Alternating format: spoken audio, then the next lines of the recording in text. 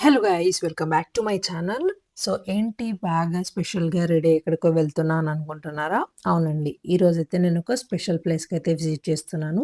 ఈ డ్రెస్ వచ్చేసి నేను అమెజాన్‌లో తీసుకున్నాను. కాటన్, ప్యూర్ కాటన్ బ్యూటిఫుల్ కంఫర్టబుల్‌గా ఉంది. ఇక్కడ చుట్టుపక్కల పొలాలతో నిండిపోయింది. ఇప్పుడైతే టెంపుల్‌కెళ్తే వెళ్తూ ఉన్నాం. ఎంట్రన్స్ అనమాట ఇదొచ్చేసి. జాతర చేసినప్పుడు ఇక్కడే అంతా స్టే ఉంటారంట. ఇక్కడే ఫుడ్ చేసుకొని తినటం అలాగనమాట.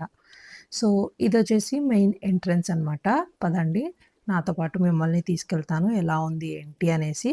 సో, బ్యూటిఫుల్ లొకేషన్ అనమాట.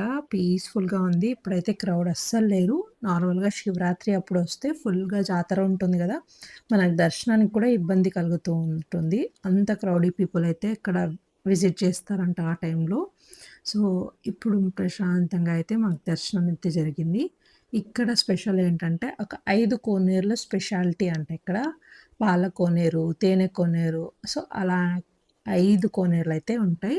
ఇందులో ఇంతకుముందు స్నానాలవి ఆచరిస్తూ ఉండేవారంట. మరి ఇప్పుడు వాటర్ కొంచెం క్లెన్లీనెస్ వల్లనేమో జస్ట్ తలపై చల్లుకుంటే ఆ పాపాలన్నీ తొలగిపోతాయంట. సో, చూడండి మల్టిపుల్ ఫిషెస్ అయితే ఉన్నాయి. పాతకాలపు చెట్లు కూడా అన్నీ అలాగే ఉన్నాయి. సో, చాలా అంటే చాలా బ్యూటిఫుల్‌గా, ప్రశాంతంగా దర్శనమైతే జరిగిపోయింది. దీనికి సంబంధించి ఒక స్టోరీ కూడా ఉంది. అది నేను నెక్స్ట్ వీడియోలో అయితే అప్‌లోడ్ చేస్తాను. సో, ఆలోపు చూడండి మీరంతా near by surroundings water floating continuation ఇలాగే ఉంటూ ఉంటుందంట ఎప్పుడు.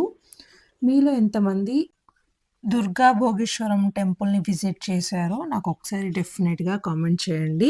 అండ్ స్టోరీ గురించి ఎంతమందికి తెలుసో కూడా మర్చిపోకుండా కామెంట్ చేయండి. వీడియో నచ్చినట్టయితే లైక్ చేయండి, కామెంట్ చేయండి, ఫాలో చేయండి.